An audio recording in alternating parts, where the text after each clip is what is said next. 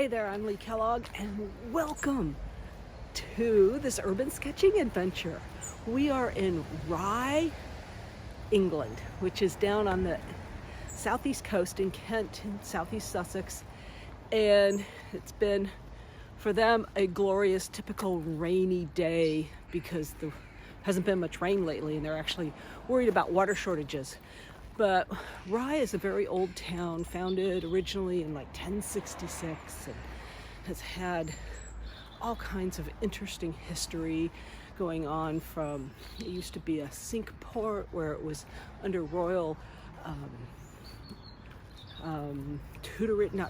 authorage or whatever, support to be protectorate against France in the 100 Years' War that they had with France. And there's old churches here. A bomb fell on the town during World War II. It's just seen all kinds of interesting history. So let's go explore. So you can see this is a fairly narrow street. I don't even know if I'd call this cobbled. These are rocks, river rocks that have been embedded to make a street surface, which makes it interesting, but interesting to walk on nevertheless. And some of the buildings here are just like so phenomenal. I could spend ages sketching and just looking at things. The doorways are just so wonderful. The climate here is so moderate that there's like all kinds of things in bloom. The orange on the right are begonia baskets, wisteria climbing along the front of the building here. It's just truly delightful. So let's go find something to sketch. Maybe this house called Curfew.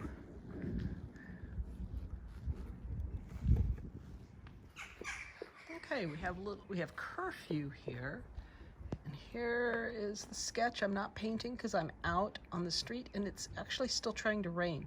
So I'm just doing the doors for the moment, even though this building is beautiful, a lot of timber, medieval sort of looking, very cool. But I think I'm just focusing on doors for the purpose of this video. And next door to Curfew, we have Little Curfew. So we'll add Curfew and Little Curfew to the same page. Number 9, number 8. Just because I like the names. This town is full of wonderfully named houses.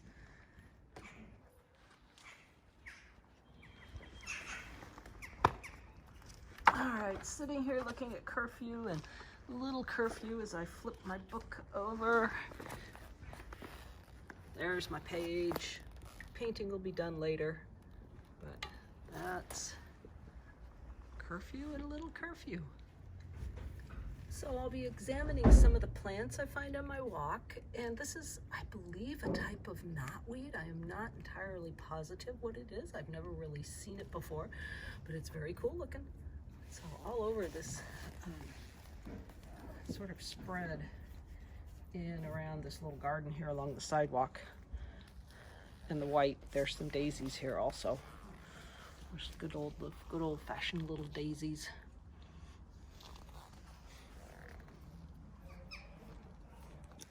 You'll have to pardon the noise in the background. They're doing some construction work, but to complete our nature journal page, there's a big old brown spider working on its web. Apparently the spiders here in Great Britain have been just going gangbusters this year because it's been so dry.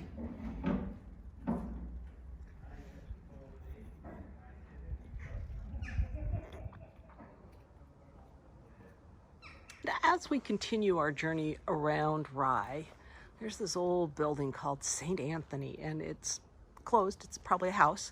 Not been as well maintained because the wood, I can see the natural graying of the wood, whereas maintained wood's been stained or painted black to preserve the wood, because a lot of this wood is hundreds of years old. It's probably originally oak to have held up for so long. Just a lot going on. It's just fun to look at the details that's on here and know how much this building has seen in history and what's gone on. You can see where there was some detail here that's now worn away on this side, and just the insect damage, just the age and wear. All right, we have 26 Church Square, and I started on this one and failed. So I turned the page and decided to focus once again on the doors. You know, I get so overwhelmed with all these wood timbers, and I'm also short on time, and I really want to record it. And I think I'm, like I said at the beginning, the opening video, just gonna focus on the doors. So here we go. There's that door, and we will get them all painted, and we'll do a run through at the end of the video once they're all painted. Onward.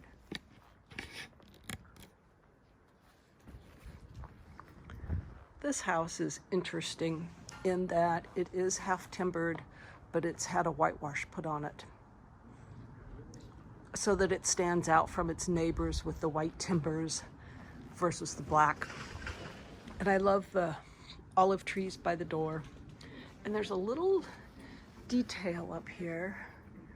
See if we can zoom in a bit. And I like that sun with the numbers on it. Just interesting. These are all the little things I like to see when I travel and make note of. Here we are just off the Church Square. And you can see how we've got 3 different styles of building. We've got brick, stone, and then brick with the timber. And I'm guessing this one, it's got a lean to it. It's had its front filled in with the brick, because traditionally where the brick is, and this is the 3rd one down, it would have been, the front ground level would have been recessed a little bit, and just judging by how wonky the roof is and everything, they filled it in ages ago.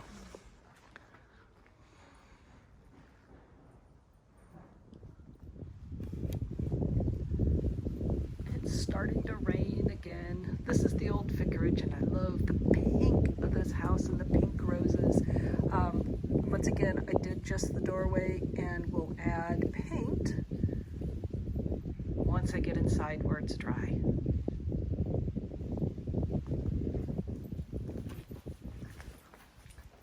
We're still here by the old vicarage, and this, I'm just going to pan around and show you the church that is like right there. This is just a little walkway. These old towns are full of these little walkways, footpaths, pedestrian ways that were created long before cars were even a concept.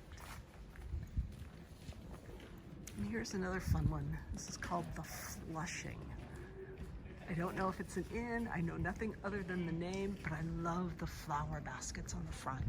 Between the Tudor and the wonderfully carved door and the baskets, it just has a lot going for it. So we're gonna sketch this one in amongst the raindrops, and we'll see how we do. There's the Flushing, the entrance or the building, the doorway. There's my rendition. Once again, those flower pots are ready to go, or those hanging baskets, and working on it and get it done. All right, so here we are on a little lane, still in Rye. This will all be in Rye. And this house is called Thomas House, with the date of the 14th century on it. And you can see the leaded windows and the timbering, and the roof is sort of green colored because it's covered in moss. And I believe most of them are terracotta tiles on the roof. And then next to it is Cobble Cottage.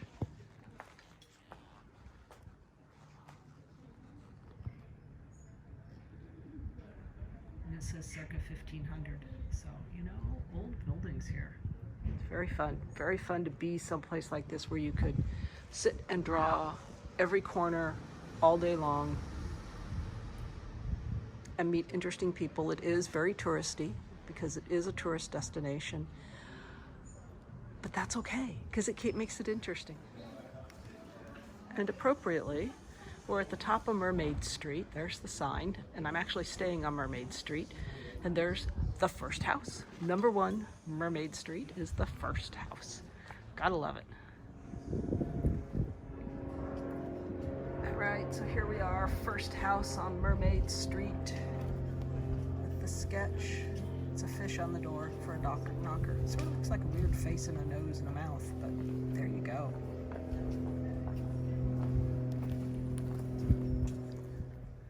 And here's a look down Mermaid Street. It's a fairly steep hill. During the day it's pedestrian. It's a pedestrian zone. There's the Mermaid Inn. I'm further down on the left. We stayed at Cheek's house. Just so fascinating.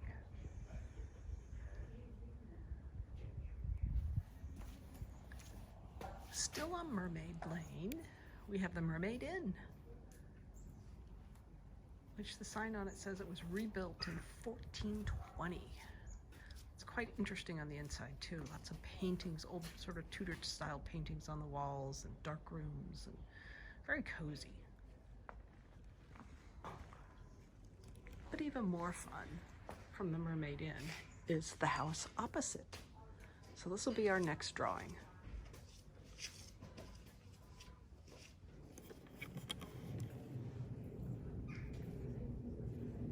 Alrighty, the house opposite.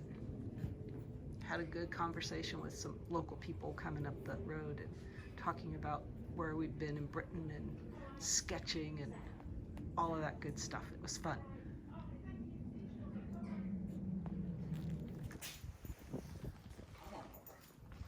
All right, this is the house with the secret garden, and the date up there is 1490. This is number 7, Mermaid Lane. And I got a sketch. It's not a remarkable door, but it's just interesting because of the name. This is taking advantage of workspaces when they appear. And so it's lightly raining, but I'm out, I'm undercover, at the Mermaid Inn, actually. So I'm gonna work on this little pillar here and sketch the house with the secret garden. Did the sketch. Been there, done the sketch, did it, yes. Don't know what the secret garden is, but it's got a secret garden. Okay, this house just begs to be sketched, to be added to my collection here of the house with 2 front doors. I mean, how can you say no to that? This house is not otherwise particularly remarkable. I'm sure it says it's circa 1520.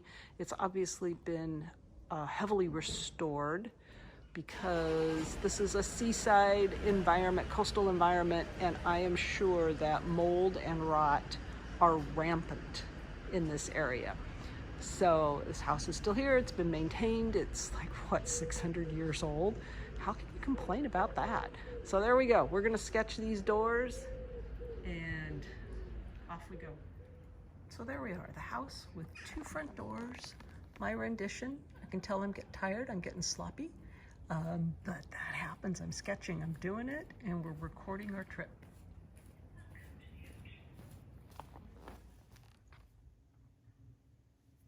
So this is a look at all the sketches I did while in Rye and some that I did at home because I filled out my journal with a lot of images from home. So I used a Pentalic aqua journal. It's a nice hardbound with a combo. The paper is about 140 pounds, 300 grams. Combo wood pulp and cotton, and it's just one I happen to like, and it holds up pretty well to the traveling. So I'm starting the Rye portion of the sketchbook, and I have another video that goes through the whole British trip. And so this is the hotel that we stayed at. This is Cheek's house, and it's actually, this building itself was Cheek's, and they bought this other one, which was a meeting house, and they've since, you know, punched through the walls here and made it a bed and breakfast. So that was sort of our little bit of Rye. And here is Curfew and Little Curfew finished, along with the page where I messed up. And I think it's good. You know, I made the comment in the video earlier in the video where it's like, oh, I get overwhelmed and I have my proportions wrong. It's like, just turn the page. You can see I used it for little doodlings. I could collage this. I have several things I could collage on it, but I think for learning purposes, it's really good to have something like this because we all make mistakes. And then here is the doorway of 26 Church Square, which is, I started out trying to draw on this page that I messed up because I got overwhelmed with, one, I got the proportions all wrong, but two, all those timbers just overwhelmed me. And working with black on black, which is essentially what that house was, I used a lot of the Daniel Smith granulating colors in here to sort of give the wood some texture. And even though in real life it is a lot of matte black on matte black, I chose not to interpret it that way. And many times you have to take a little bit of liberal expression on how you interpret what you're seeing so that it records your world, not necessarily everything accurately. So this is the old vicarage, remember that pink house with the red roses, the red flowers in front. And they've got a little note here that the Angela, who was one of our hosts at Jeek's house, told me she'd been in the cellar of the old vicarage, and she used to know the previous owner of the place, and that they do, apparently the cellars are considered slightly haunted in Rye, but they also had a strong history of smuggling. So a lot of the cellars are linked in the buildings. They're linked to each other, and like the Old Mermaid Inn supposed to have a tunnel down the hill to another pub where the smugglers could bail when the revenue men showed up.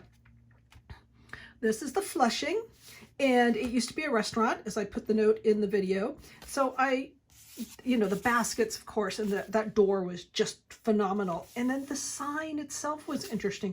So I like sort of laying things out and keeping things interesting on my journal to reflect what I saw and what caught my eye too. That's the other thing. I like to reflect what caught my eye. Here's the first house, and man, those dolphin door knockers were quite a pain to draw.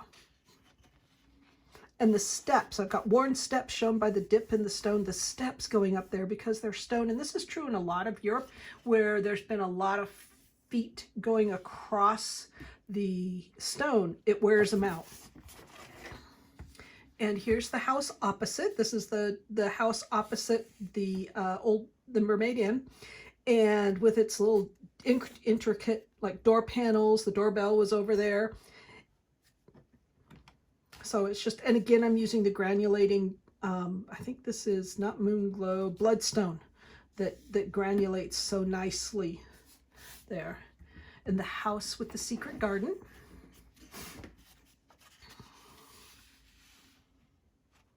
And I put a little note on here. It says no doorknob, lock with a slot for the key. So there's no doorknob on here. There's a door knocker and just a slot. No doorknob, no door handle. And this is the house with 2 front doors, 15 Mermaid Street.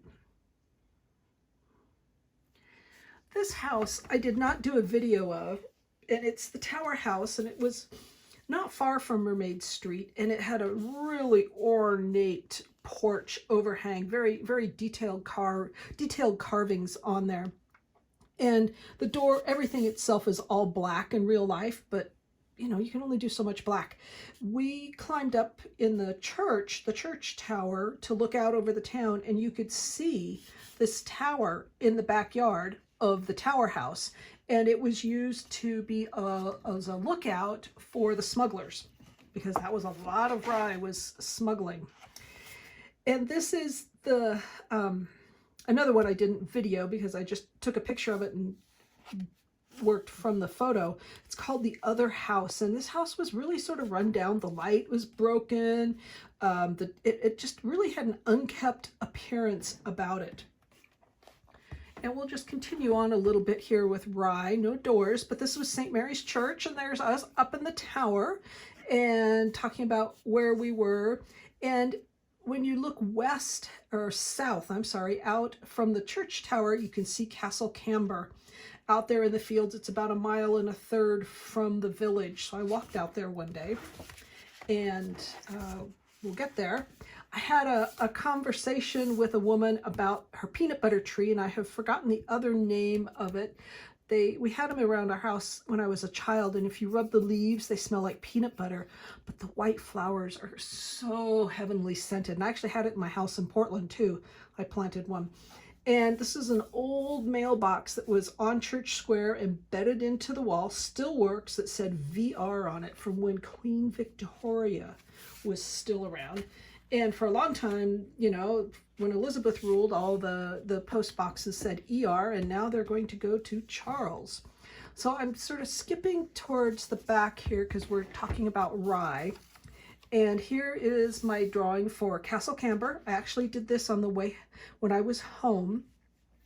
So I personally have no issues working from photos, because sometimes when you're traveling and you've only got limited time, you can only do so much, and you only have so much brain width to do things. So taking pictures with the intent of drawing from them is a really good thing. And also that allowed me to sort of change my format. And you can see these images are a little different. They're more my horizontal landscapes than my vertical doors for the journal. This is a building from Norwich, and this is a little bit of rye. And you know, I like wonky houses. This building was that way. It was crooked. This chimney just always got me, that it came up and then curved around. So that's the another little one that I did. And there's the church that we were up in the tower. So, you know, a travel journal is yours. You do what you want with it. Record things so that you remember. I've got this book full of things, and I've got like 1,000 photos also, but this tells more of a story than do my photos. If you were to look at my photos, you'd go like, well, that's nice, a street scene. But this is like, okay, here's the little adventure. We went up in the tower. I walked out to Castle Camber. So there's just all kinds of things that you can record in your travel journal for you. This isn't for anybody else, it's for you. So I'm Lee Kellogg, and thank you for joining me today. I hope you enjoyed our visit to Rye and all the cool things that we saw. Now, it was only a fraction of what I really saw, but the sketching possibilities when you travel. I'll have another video up on travel sketching and what I took and all of that materials that I take to travel with, and all that kind of good stuff. So anyway, I hope you enjoyed this. I hope you're inspired. Get out there, be creative, do something interesting. Remember, you can find more at leekellogg.com or on this YouTube channel, and be sure to subscribe so you get the future videos, and also sign up for Creativity Monthly. We'll see you soon.